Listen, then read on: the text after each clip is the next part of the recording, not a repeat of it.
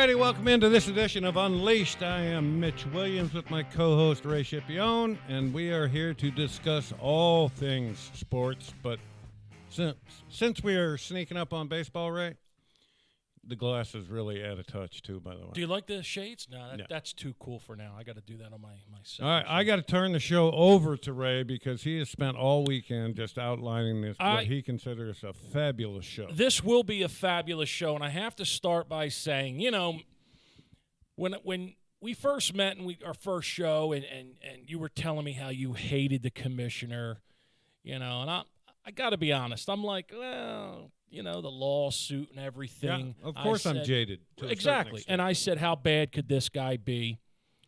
Well, Mitch, I'll tell you, if we didn't have anything to talk about, first of all, you were fired up. I'm getting text messages all weekend that this guy's destroying the game. So I take a little gander on social media. And, Mitch, I got to tell you, this guy, Rob Manfred, is certifiable. Yes, he's destroying the game. Cannot. Yep. At some point, we got to change the name of it because it is not baseball anymore. You know, it's perfect for how our country's just getting destroyed. That this guy would go on and wreck this game. So what we're going to do is, we got the show basically 4 quarters.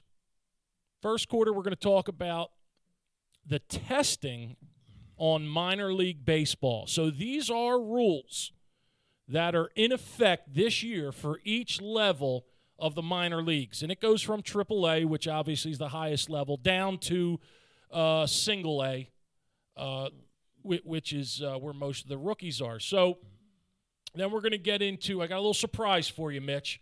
I was in an antique store in good old Hamilton, New Jersey, and I found something that you're actually in. Which Shocking it was in an antique store. You are. I told you, that's how famous you are. Then we're going to take a break, and we'll get into the Phillies, see what they're doing. There's a bunch of headlines on our Fightin' Phils, and then we'll end with a 9 for 99. So let's get to your buddy. Yeah. I love this guy with a passion. I mean, after I get done, and I know you know a bunch of these, but I wasn't aware of the extent of how crazy this guy is. And what I'm going to read to you is the actual headlines, how they have them. So First thing is, so this is the testing that Major League Baseball is in effect for minor leagues. Mind you, they didn't play last year, and they reduced the minor leagues by 42 teams, whatever we said. And the other thing you have to remember, Yep. Major League Baseball took over the minor league system from the existing people that ran the minor leagues. Okay. Why did they do that? Money. No, so they could push all this garbage Bullshit through. rules. Yeah, sure. Manfred Absolutely. answers to nobody now. He can push through any rule change he wants. And that is so dangerous to this game and how ownership and the owners have not figured this out. This guy is not what they need to go forward. But here's what scares me, Mitch. With this new, we talk about the millennials. What if they like it and they do their statistics and their polls and it comes back that, hey, it makes the game faster and it's, the whole way I've always looked at that. Right. If you're bitching about how long it takes, you don't watch. Yeah. Don't go to the game. Right. It's pretty simple. You're either right. a baseball fan or you're not. And let's face it, you're going to a game, you're bringing your family. I mean, most baseball people, they're walking around the stadium for an inning. They're buying the shirts and the hats and they're getting hot dogs or whatever. Then, then they may get up in the 6th inning and it's a day. They're keeping score and the box score and all that, So you're right. If you're just going there at the edge of your seat, you're going to be in for a bad time. Yeah, baseball's fucking boring. You have to pick. I played the game. I loved the game. Me too. But it is, as a fan, it's not the most exciting game. And what they're doing, what Manfred is doing, is systematically eliminating every play that brought excitement to the game. Yeah. And you cannot do that. You've got instant replay now, so arguments which were hugely entertaining. Sure. You take out Billy Martin. Oh, how about Weaver? How about Weaver? I was just going to say guys that. like that, and you're taking away from the game. This is what I've been bitching about for the last 2 years. Well, the last 5 years, right? Actually, you don't cater to one generation, and that's what this idiot is doing. He's catering to the fantasy baseball generation, and you're right. Instead of the people that actually pay the bills. The people that pay they're paying the bills, but when you look at it from the outside looking in, owners are getting rich. Sure. Has the fan base gone up or gone down since Manfred has taken over? It's gone down. Way down. Has participation with Little League gone up or gone down? We're not even going to have a Little League this year where I'm at. How about African American players?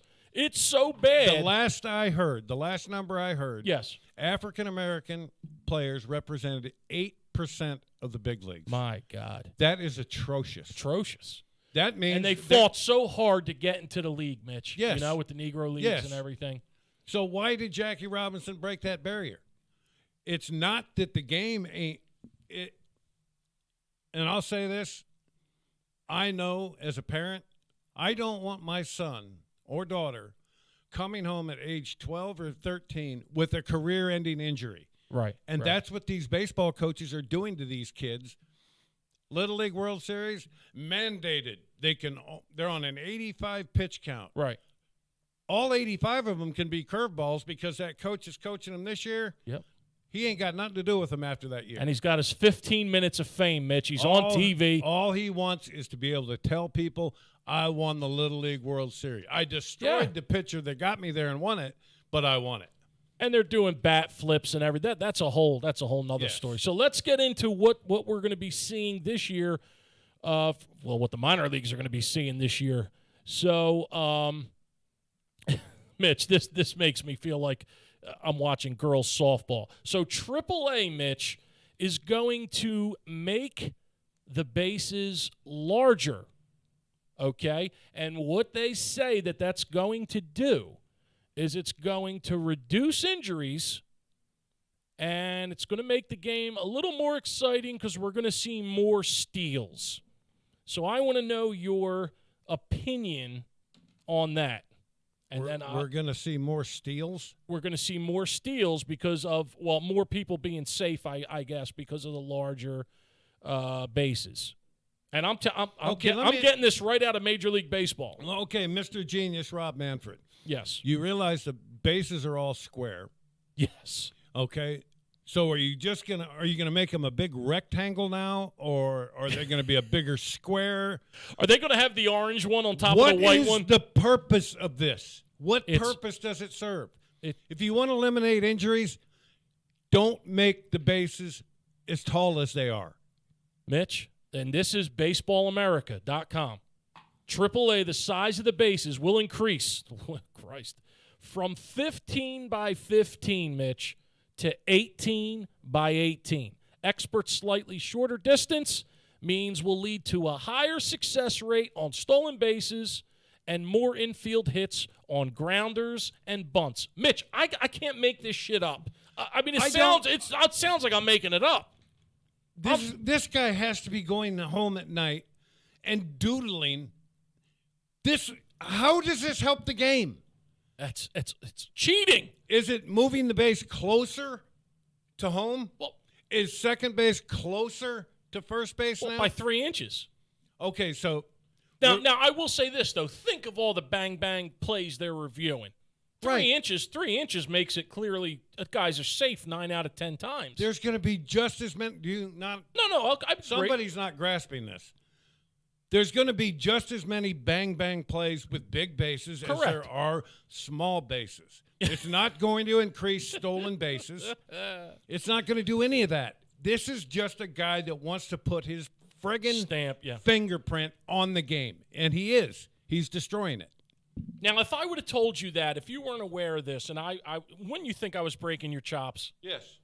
I mean, it is so, like I said, they have, especially in men's leagues, over 50 and whatever, They actually have an orange base that's attached to first base. Right, that the kids Some step high on. schools do it, correct. It's to keep the first baseman Girls' college does from getting his Achilles sliced. Correct. That's it. Division I college, now I know where I saw it, Division I college softball players And do that. If you play the position right, Yes. you won't get your Achilles slit at first base.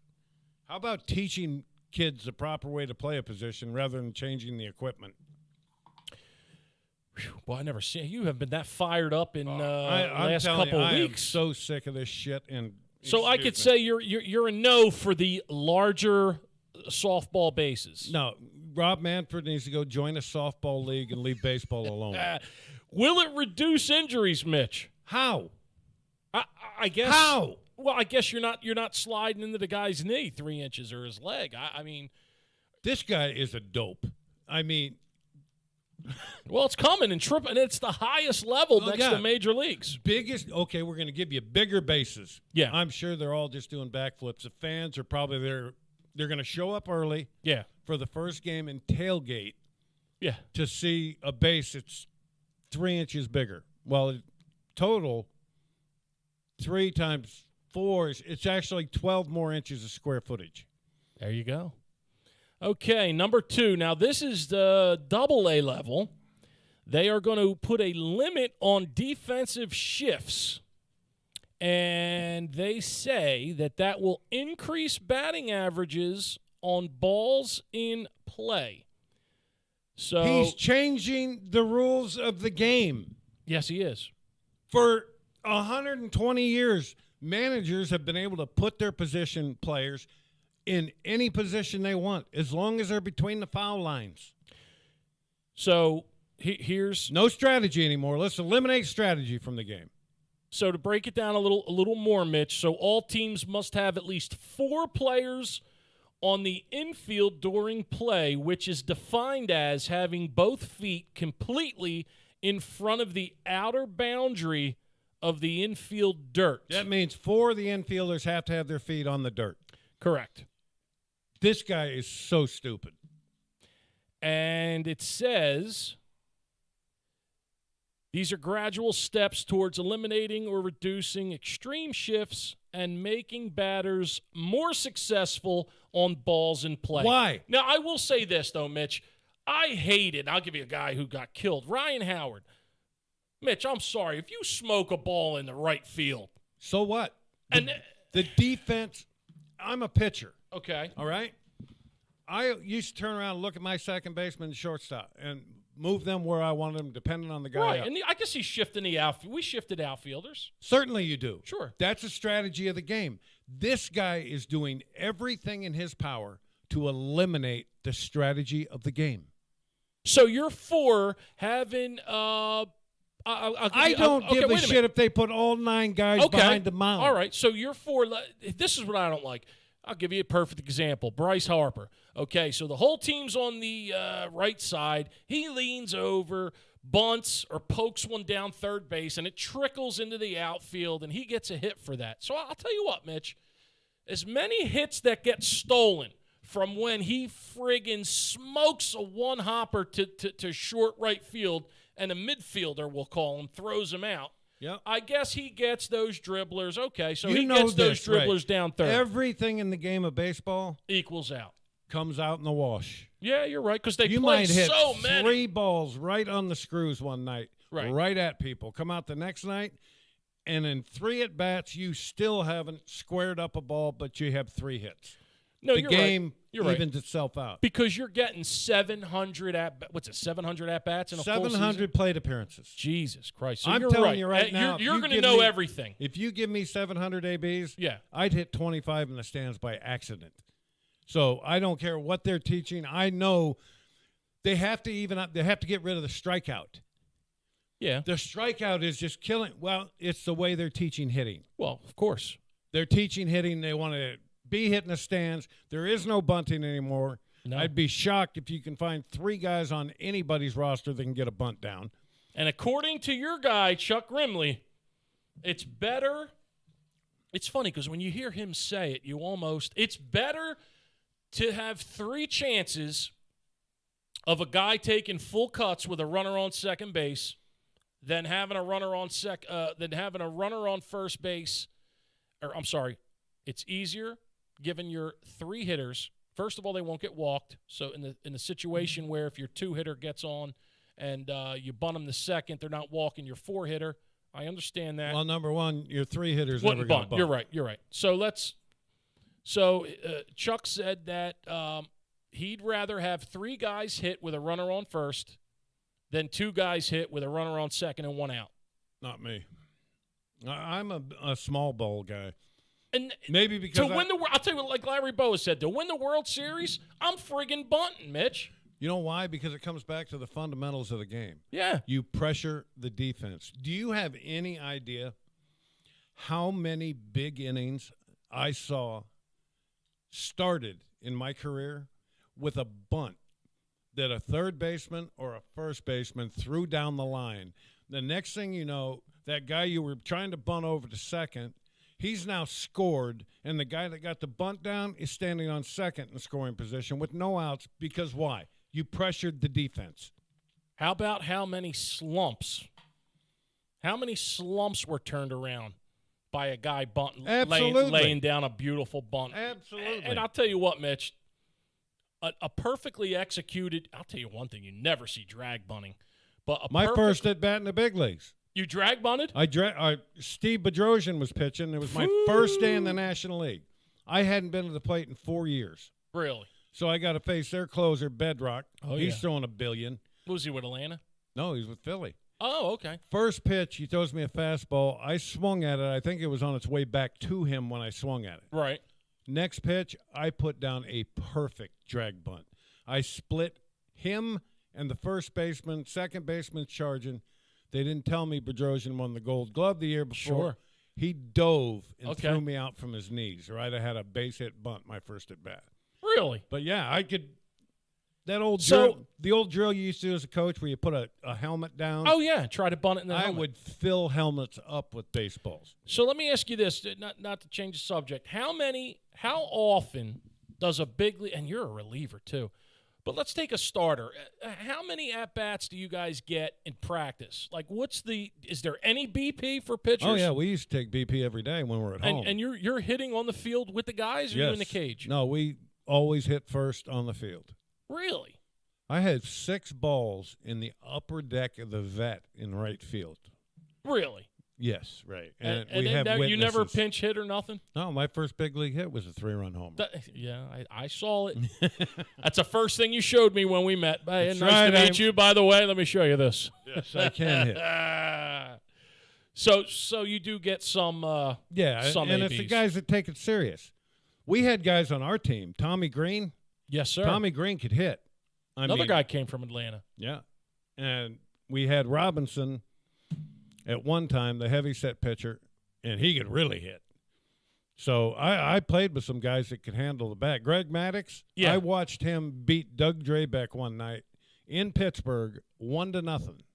Mad Dog was 4 for 4, and you could have thrown a bed sheet over the 4 hits. Is he the best? Who's the best hitter in your era? Who's the best hitting pitcher that you saw? In my era, Rick Rhoden was pretty good. Wow, Pittsburgh. They DH'd him. Billy Martin used him as a DH one night in Yankees. You got to remember, these guys, most of these guys, especially back then, not now, they're specialized in Little League. Most of those guys were like first basemen in college when they weren't pitching. Those guys hit 400-500. A lot of these guys. I was a first baseman in high school when I didn't pitch. I did not want to be drafted as a pitcher. Really? I set this state home run record my senior year. So, no, I wanted to hit. I wanted to play every day, but there was no chance they were going to let that happen. Well, this is really going to piss you off. We're on the Rule 3, and the high A level gets this dandy. I can't wait. No, let me guess. Wait. You can only wear rubber cleats. Your mom and dad have to bring oranges after the game. Yes. And the pizza party rotates from Shakey's to Pizza Hut. Yes. So what happens is your mom has to bring sliced oranges for the entire team, though, Mitch. Yeah. So here we go. And as a former pitcher, you're going to love this. The high A level gets the quote-unquote step-off rule, Mitch. A pitcher is required to disengage the rubber prior to throwing to any base. This will also increase stolen bases. Sure it will. Mm-hmm. And the other rule that's in there, the step up, you can only throw over twice in a row. If you throw over a third time, it's a balk. So if you throw over twice, the base runner can walk to second base. Ugh. So this was supposed to be implemented last year before the pandemic coronavirus hit and the season was canceled. So, and let me see again, Baseball America. They put in a pitch clock, too. Correct, but the Atlantic League they did this last year. The Atlantic League saw a significant uptick in stolen bases. So this is what they're going for. So the I guess Atlantic League isn't even an associated league. No, it's a what you would call what? Independent. It's an independent league. Correct. I'm surprised. I they know survived. because I you coached in and it. managed in it. Correct. You were a manager for Atlantic City Surf. They didn't tear that stadium down, but they're close. Here's another one you're gonna love, Mitch. Oh Christ, Mitch. This is low A. Okay, low A has pickoff limits. That's the one I was talking about. And robot umpires. That was actually the headline. Low A pickoff limits, robot umps. So there will be 2 step-offs or pickoffs per plate appearance. Okay, with at least 1 runner on base. Also, robot umps. They call it ABS, Mitch. It's not your braking system in your car. Yeah, I can tell you what it stands for. Go ahead. A bunch of shit. A bunch of shit. That's awesome. No, Mitch, it's the automated ball strike system to assist umpires in calling balls and strikes. No, wait. Assist umpires. Are there going to be umpires on the field? Yes, of course. Who's going to call outs at the plate? No, they don't.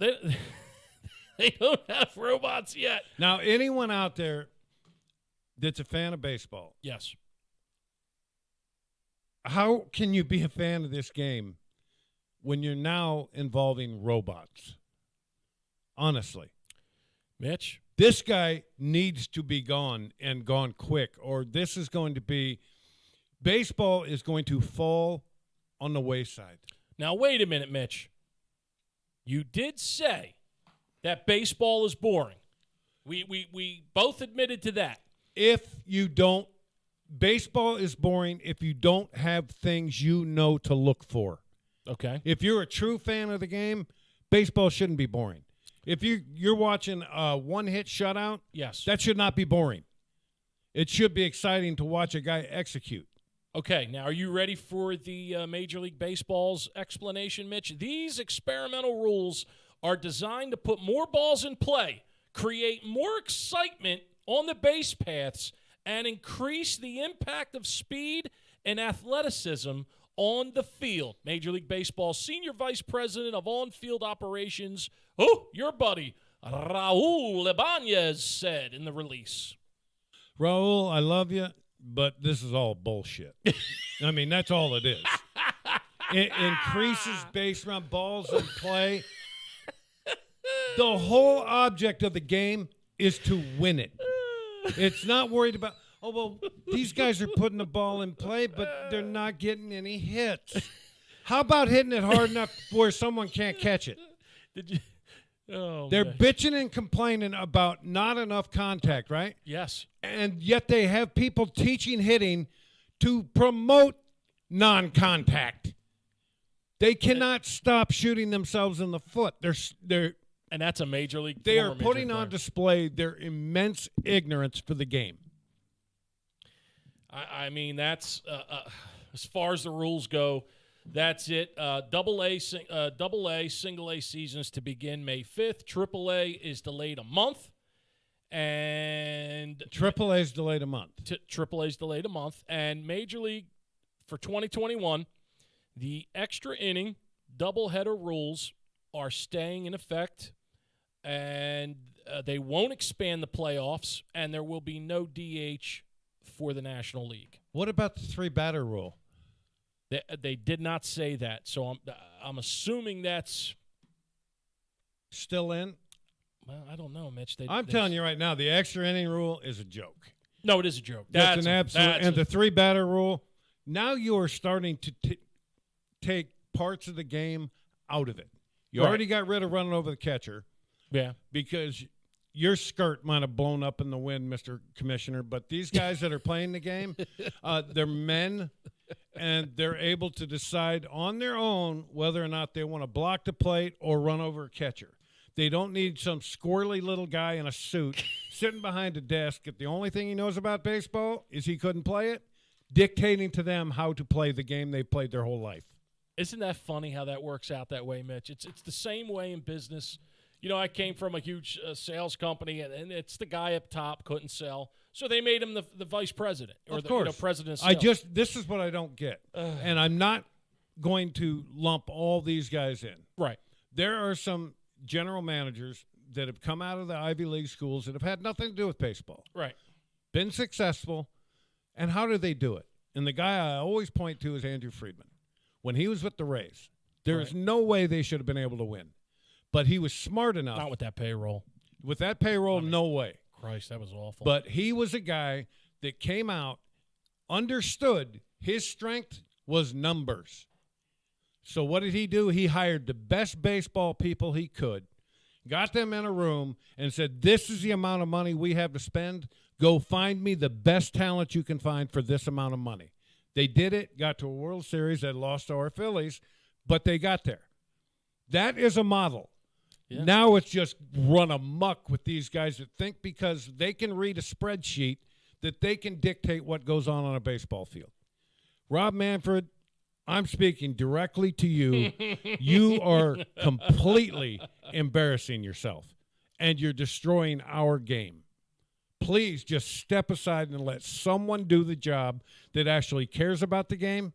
Number one, I know you don't even like it. So please stop tinkering with something that ain't broke. There you go, people. Those are the rule changes. We got like 5 minutes before our first break. Living in a small town, Hamilton, New Jersey.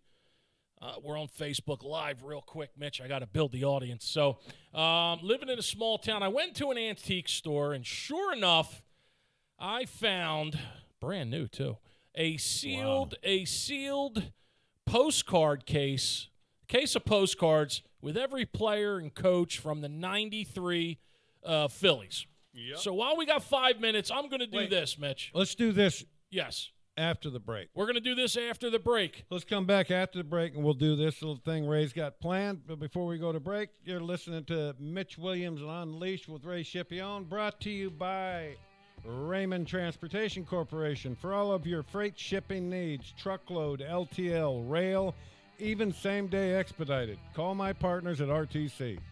1-800-206-3983. Stay with us.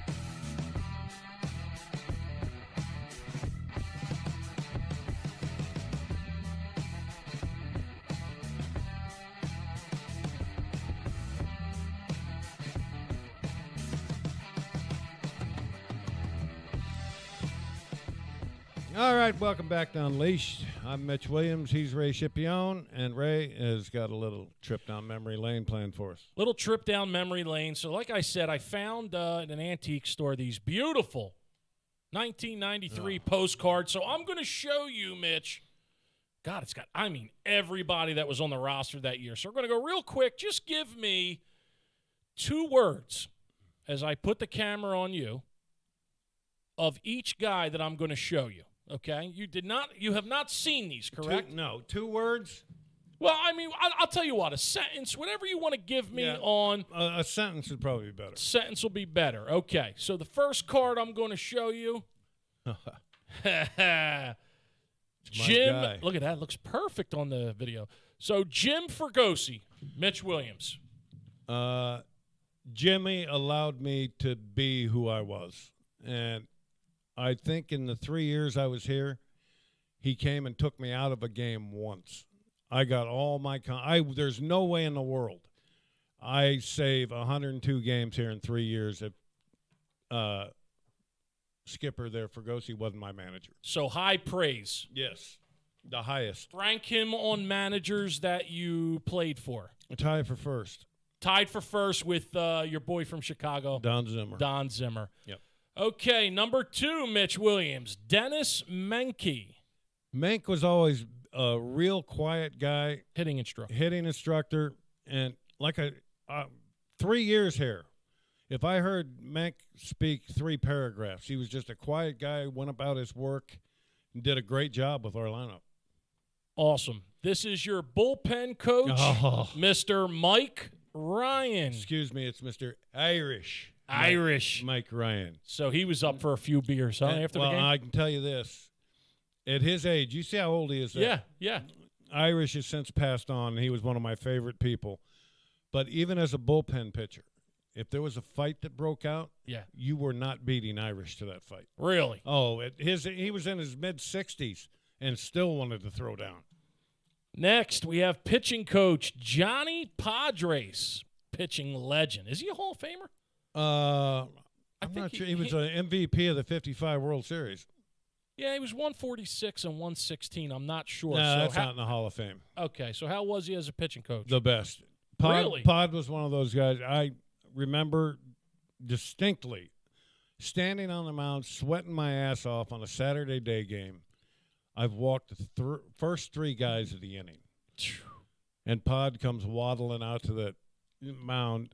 And the thing he was great at, he never talked about anything mechanical. Really? He came to the mound that day, looks at me, and he had a voice that was comical. He goes, son, you're throwing the ball fucking great.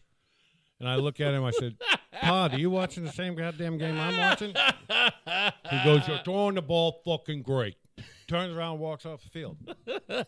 I end up getting out of the inning without giving up a run. That's awesome. Me and Dutch were looking at each other and go, that was pretty informative, wasn't it? But no, Pod was the best. All right, we got to go quicker. This is our buddy. We're going to be doing a show with him this summer. Coach Larry Boa. Till the day he dies, I don't care if it's horseshoes, baseball. If he's involved in it, Bo is going to want to win. That's the only way he knows how to go about his life. Awesome. I know this man's passed on. A lot of my friends were actually friends with this gentleman. Dugout assistant John Vukovic. Vuk falls right in there with Bo. You know, only 2 coaches I ever had in my career that I truly believed came every day and cared about winning. They weren't there just to get a check. He was a baseball guy. Yep. First base coach, a guy I wasn't aware of, Mel Roberts. Mel was a guy very quiet, very, very quiet, just kind of hung out. He's one of those guys that would hide behind conversations just to get informed. And great guy. Really, you're going to be hard-pressed for me to find anything bad to say about all these guys, with the exception. All right. Yeah, the exception's coming up. So we got pitcher Ben Rivera. Big Ben. Big Ben, Parliament. Great guy. Had electric stuff. Didn't have great command of it. Right. But that year, he stepped up big for us. Mariano Duncan. Part of the second base platoon. Yep. He and Mickey Donkey was the guy that kept that clubhouse lively, dancing after every game. He was just one of those guys. He looked like he was 46 in that picture. Could he have been? Don't know. Donkey's. You should see how that guy was built. He put together. Your buddy, first baseman. I don't know why the hell they put him in this uniform. We got John Kruk. Crucky's the ultimate team guy. I've known him longer than I've known anybody in baseball, and he is proof positive that it doesn't matter how you're built in this game. If you can hit. If you can handle a bat, they'll find a place for you. Next, Kyle Abbott. Kyle wasn't around very long. Don't have a big read on him. He was just there part of the year. Phillies' first pick in the 83 draft, Ricky Jordan. He had decent numbers, Mitch. Don't hang a curveball to RJ. Now, one thing we say about his first base play, yes, is he's a hell of a hitter. I love him to death. That's perfect. That's perfect. Pitcher Jose De Leon. Jose De Leon, great guy. He picked up a lot of big innings for us that year. He did. Seriously. Okay. Another shitty uniform, and I don't know what you're going to say about this guy. Center fielder Lenny Dykstra. The smartest baseball player I ever played with. Oh, there you go. End of discussion. Terry Mulholland, pitcher. Did Terry die? No, he's still alive. No. Okay. Terry Mulholland. He had a couple good years with the Phils. One of the strongest humans I've ever been around. Really? Yes. This gentleman passed away. I actually had the pleasure to go out with him one night and a few guys. Dutch Darren Dalton. There ain't enough time in this show to say all I want to say about that man. He is pure leader, though. The only leader I ever played with. Beautiful. And an even better guy. Excellent. Pitcher David West. Westy.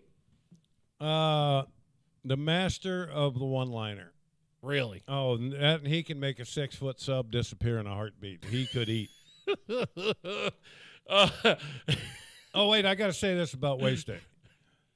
Without him, right, there is zero, and I mean zero, chance I even have 49 save opportunities. Really? In 93. Him and Larry Anderson, those are the guys that got the tough outs. Beautiful. Infielder Juan Bell. Juan wasn't with us very long either. I mean, just for a little bit, and then Stock came up and took that job. Next, great hitter, Jim Eisenreich. Izzy was one of those guys that you saw his swing. Right. He had the affliction, Tourette's syndrome, yes. Obviously. Yes. But our team, he said when he was done playing, was the only time in his career that he never felt like insecure with his teammates or felt different with his teammates. Because there was, as Crucky said, there's a lot more guys in here fucked up than he is. Yeah, that's awesome. That's awesome. Tell us a word or two about this guy. Oh, that's guy me. We're talking to. And you were right. You did have the white. Mitch, what's with the. I mean, come on, that's Mitch. a sanitary sock. That's and a photo op. They got it. I didn't know it was being taken. It's a obviously. sanitary sock? Yeah. I didn't Christ. wear a hat. That's enough. That's a perfect explanation my teeth, to you. My teeth, though. God, somewhere there's a horse walking around with human teeth. Another good guy, Dave Hall. Another guy you said could kick ass. Mikey. David, one of my all-time favorite teammates and still a great friend today. He's the best. He's got a kid. Right. 13, 6'4", 200 and, I think, 15 pounds, wears a size 16 shoe. You better stop growing. Now, this guy, Mitch, I got to turn the camera around on you. I got to let the people as we spoke about last week, he wants his name taken off the Hall of Fame consideration. But there's your buddy, Kurt Schilling, who you actually challenged to a fight at his house in his driveway, and he did not come out. He wouldn't want to. He didn't want to take me up. All right, got to give us a little word about good old Kurt Schilling. If I had a big game I needed to win, I'd want him to pitch it. Okay, so that's fair. And not be anywhere around me forever after that big game. Backup catcher Todd Pratt. Bison Head. Yeah, I used to tell all the guys when we'd be on the bus. Yeah. from the airport. I said, guys, keep your head out the window and look for that bison with the human head because Todd's got his. This another 93 Philly pass. 93 guys are passing away. Mr. Kim Batiste. Batty, he had an experience that everybody, as you're growing up in this game, Right. says baseball will always give you a chance to be a hero or a GOAT. Yes, sir. And Batty made an error in the series against Atlanta when I was on the field. Right. And the tying run scored. Well, didn't he get the opportunity 2 innings later to come up and hit a double to drive in the winning run in that game? Yeah. So They baseball just showed that last week. Baseball gives you a chance to suck and redeem yourself. Here you go, another buddy, Tyler Green. Tyler, another guy, didn't pitch much for us that year. He was a guy that he was a prospect at the time, and just he added where he could. Milt Thompson. Milty, Another guy was on our show. part of our platoon in left field. Him and Pete Incaviglia Yep. could possibly be the greatest outfield platoon ever. I think they drove in 130-something runs that year Really? between them. Here's your buddy. Now, this is your buddy. I was kidding about the other guy. Larry Anderson. L.A., as I said about West Day, without L.A. and David West, there's zero chance I even get 49 save opportunities that year. Beautiful. Tommy Green. Got a few more. Tommy Green, now let me put it this way. He had so much better stuff than Kurt Schilling did. Really? It's scary. Stuff-wise, I mean, Tommy threw a no-hitter in Montreal. He had electric stuff, but mechanically, he was not the soundest of all pitchers. Here we go. Another pitcher who was a nut. Danny Green. Or, I'm sorry, Danny Green. Jackson. Danny Jackson. DJ, now that's another guy. That's a bison head, gamer. too. Absolute gamer. Used to rip his shirt after the Oh, game. yeah, he did the Hulk Hogan stuff. Infielder Mickey Morandini. Mickey Mo saved my bacon on more than one occasion. He played his role on that team and embraced it and made a hell of a career for himself. I don't think this guy was with you. Bob Aralt? Bob Aralt? Yeah. No, in 93 he wasn't. In 92 he came up. Okay. And Bobby was just a rookie. I took him everywhere with me. How far did this guy hit him? Pete Incaviglia. Inky, I'll never forget, Fergosi came to me at the end of 92. Right. Called me in his office and said, if you had a chance to get Incaviglia, would you do it? Right. I said, in a heartbeat. I said, he'll run through a wall for you. I said, he'll hit 25 home runs by mistake. And I was wrong. Yeah, 30. In a platoon with Milt Thompson, you know the left-handed hitter is going to get the majority at the at-bats, right? Right. Because most pitchers are right-handed. Inky hit 22 home runs and drove in 88 in 300-something at-bats. I'll tell you what. What did he – With Texas, he had 30, 27, 22, 21, 24. And then he must have got hurt the last 2 years before he came to Philly. He had 11 and 11. Well, he was playing part-time in Houston. Yeah. But you were right. Over 25 home runs. Next we have, last couple, we have Wes Chamberlain. Chili World. He was part of the platoon and right, he and Izzy, and they did a great job. What people don't understand, no player wants to be part of a platoon. Right. So for Gosi, getting 6 guys to buy into 3 platoons is amazing and undoable without Darren Dalton.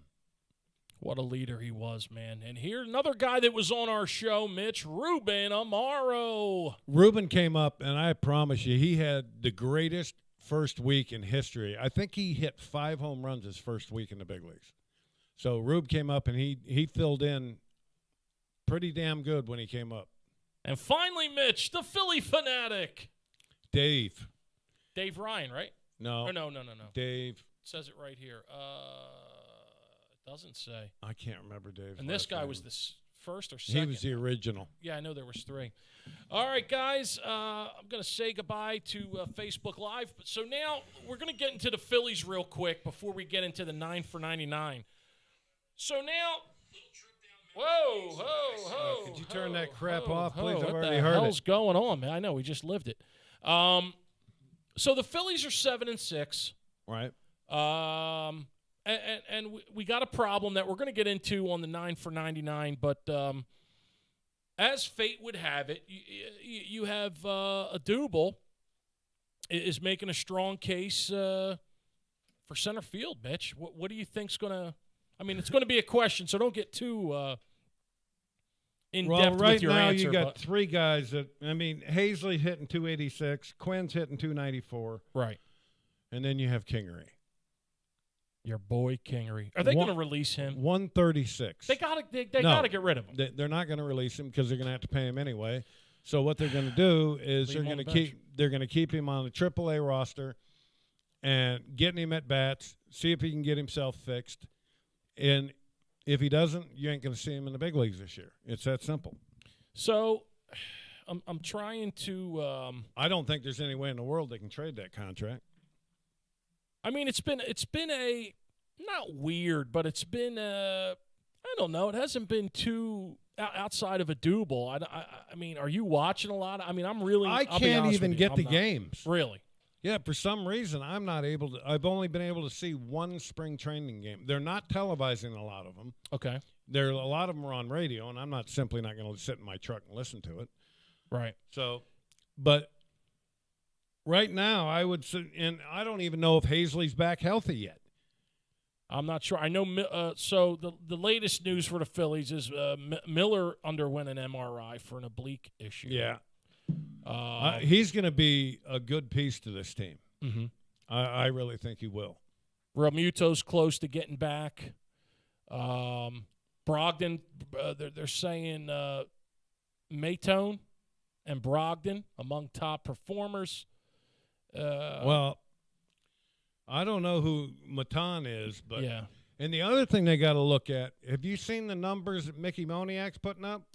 Yeah, that's going to be another issue.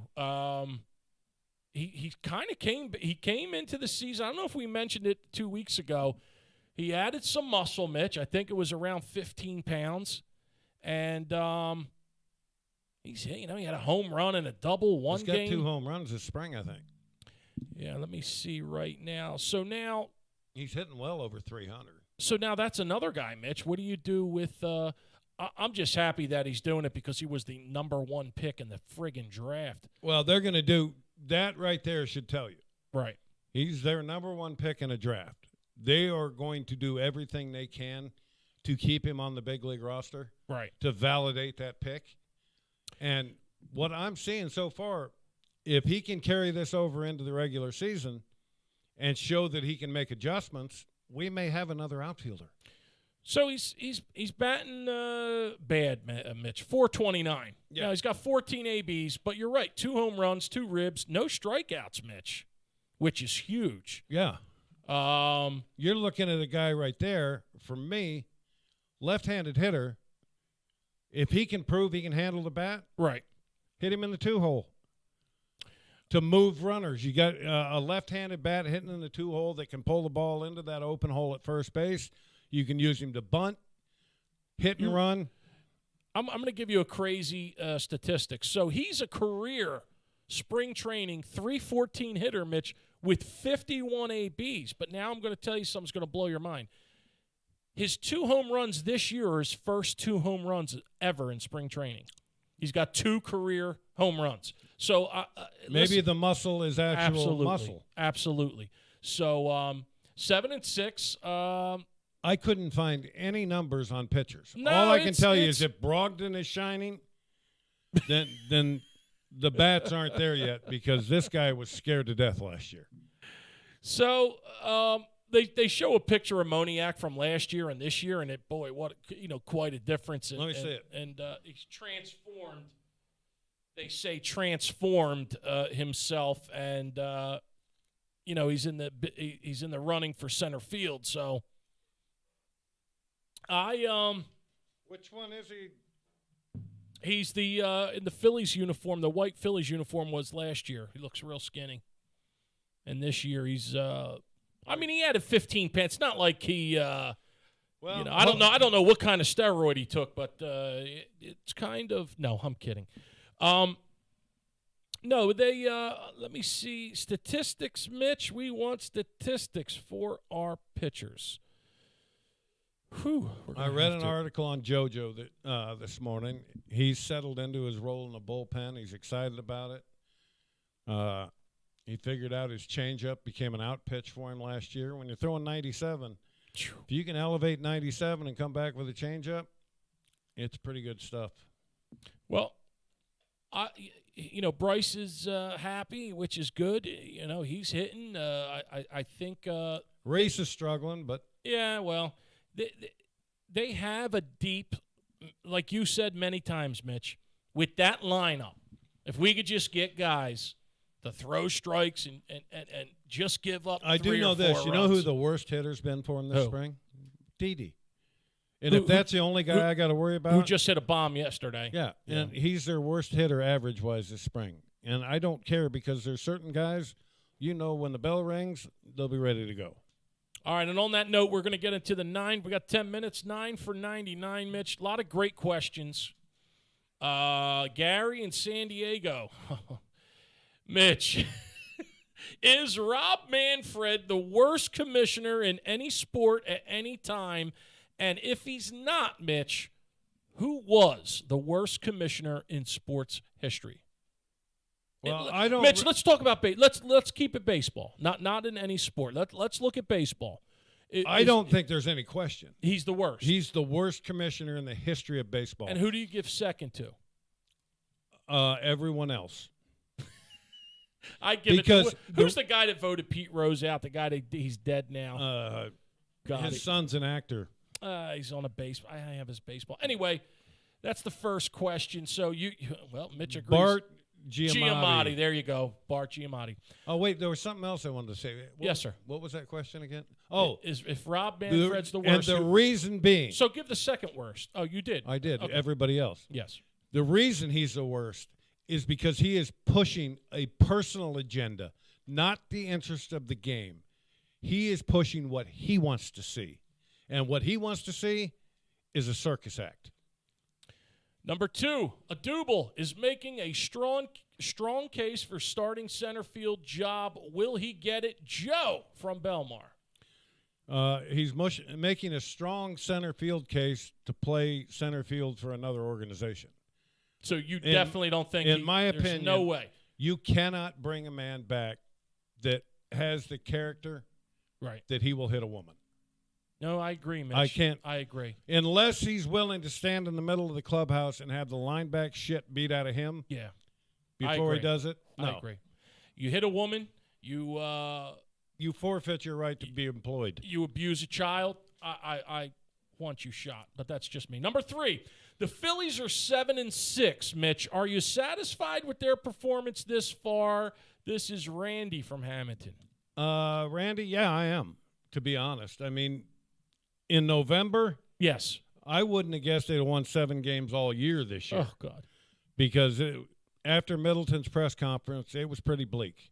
But now, yeah, I think I not only feel good about it, I think they're going to compete. With and I'm going to be honest, with limited viewing, I know this, even if you don't watch them. They signed 2 guys that we swore they weren't going to sign, which solidified us up the middle, which you have to be strong, okay, up the middle. Number 2, they have big competition in center field. What they do with Adubel, whatever. At the very least, maybe we get a player for him. Number 3, Moniak's hitting. Real Muto's is coming back. Moniak's hitting. I think there's competition everywhere, Mitch, and I'm satisfied as well. Number 4, Mitch, does Jalen Hurts, we're going to switch it up to the Eagles, does Jalen Hurts have enough weapons, and will the Eagles get him more help, Gene from Philly? Gene, I don't know how much help they're going to be able to do for him in free agency. Mm-hmm. I think today is a non-official start to free agency.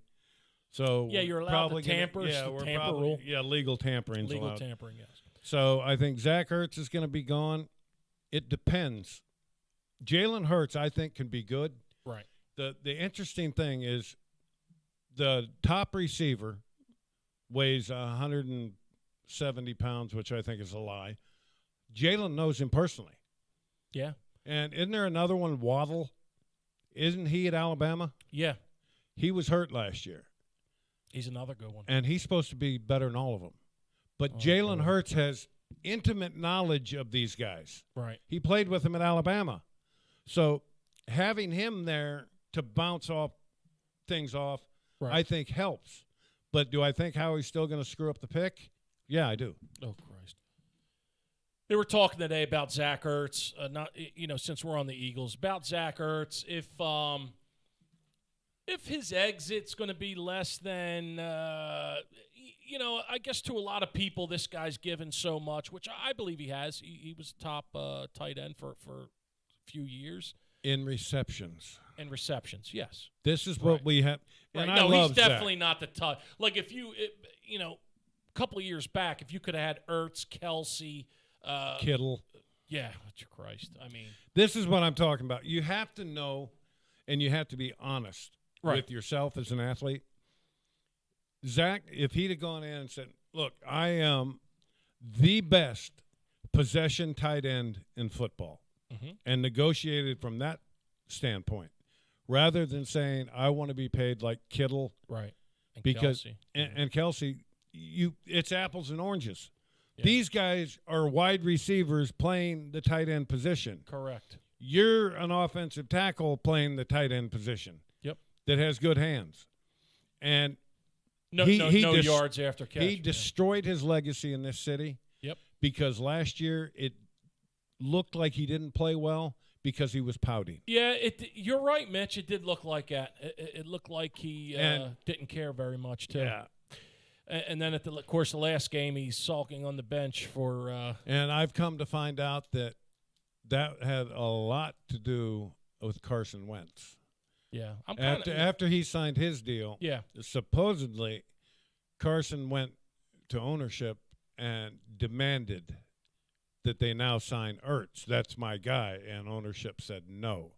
And that supposedly is where the entire relationship headed down the toilet. God, I like how you get the inside stuff, Mitch. Number 5, we got 3 minutes. Number 5, Mitch. This is from Johnny Dell in Philly. Will Doug Peterson get another NFL job, and will he be successful once again, Mitch? Yes, I think he will. To both. So does he go into broadcast and take a year off and do that for a year this year, you think? He's getting paid for the next 2. Well, there you go. Number 6. Mitch, did you ever hate a teammate? Who the hell's this from Ryan in Hampton? Did you ever hate a teammate at first and later become good friends, Mitch? Yes. Good questions this week. And who would that be? Well, I didn't hate him, but he hated me. Calvin Schiraldi. Reliever from Boston. Played for Texas. Well, no, he played for Boston. College. Yeah, he played for Texas in college. Yeah, he was a hell of a reliever. He and Clem played Absolutely. together. What a pitching staff that was. But, yeah, they both played for Boston, and Boston hated me because they thought I was throwing at Boggs and Greenwell. And then we became – Which you were? I wasn't. Oh, okay. They were left-handed, and when I missed, that's where I missed. You said Boggs was a dick, right? Oh, yeah. That's I just hate to hear that. Number 7, Mitch. Why do so many pro athletes end up broke? And this is from Brandon in Hamilton. And did you waste a lot of your money when you were playing and making millions? I guess. Yeah, I did, but mine was wasted in a different way. I mean, right. Taking care of my extended family, that kind of thing. Okay. I have never bought a Mercedes or anything like that. You're not a big I'm hunting, fishing. I'm just a truck guy. I'm wearing the same Levi's I was wearing when I was 14, so not the same size, mind you. Oh, shit. But why do so many guys go broke, Mitch? They're doing documentaries. They fall into a trap that it's going to go on forever. Right. And it's not. At some point, you're going to go back to being who you were before you were an professional athlete. And you have to have been smart enough to take care of your money to allow you just to live out the rest of your life. Good answer, Mitch Williams. Number 8, in what era of baseball, so this is, let me reword this better. In what era of baseball, if you could go back, would you play in? So, if you could pick any era, where would you want to pitch in, including the one that you did, I guess? Like, would you go back to when Babe Ruth was playing? No. Would you go to the 70s No. when guys weighed 100 pounds? And I would. stay I where don't you think. were? I think I would change where I Stay pitched. where you were. Yeah, I got the opportunity to strike out Reggie Jackson, and I took my. Yeah, he was with the Angels. The Angels Mhm. and Oakland. I was put in a unique position when I got traded from the Rangers to the Cubs, because I was brought to the Cubs to take the only idol in baseball I ever had's job in Goose Gossage. Goose Gossage, yeah. I mean, so that was weird, and Goose could not have been better about the situation. And finally, Mitch, as we're 2 minutes over, another great question, and because it came from me, would guys like Ty Cobb, Babe Ruth, Ted Williams be as good as they were if they played against today's pitching? Now, this is an argument that they still argue today on ESPN and other shows. But would the best of that era – now, I should take Ted Williams out because I think he could have hit in any era. He was the greatest. I'm telling you right now, though, anybody that hit back in that era would hit today. Really? They have not increased arm speed. You really think so? I know so. But, Mitch, the catchers The used only to thing stand different. up and catch. The only thing different, the live ball. Right. So I Yeah, mean, they had dead the balls. The balls are so juiced now; it's not even fun. Absolutely. The game is built for home runs. That's what it's built for. Look what they're doing with the rule changes. Exactly. Everything is geared towards the hitter. Offense. And right. offense. Right. This commissioner is not going to be happy until he starts seeing NFL scores posted on a nightly basis. Oh, great. The Rangers beat the Astros 28-27 tonight. That would be this commissioner's dream. And that would be a garbage product. But that's what he's shooting for. And on that note, Mitch Williams, I hand the reins back to you. That is going to do it for this edition of Unleashed. We will be back next Monday at 11 a.m., barring any sickness. Y'all have a great week.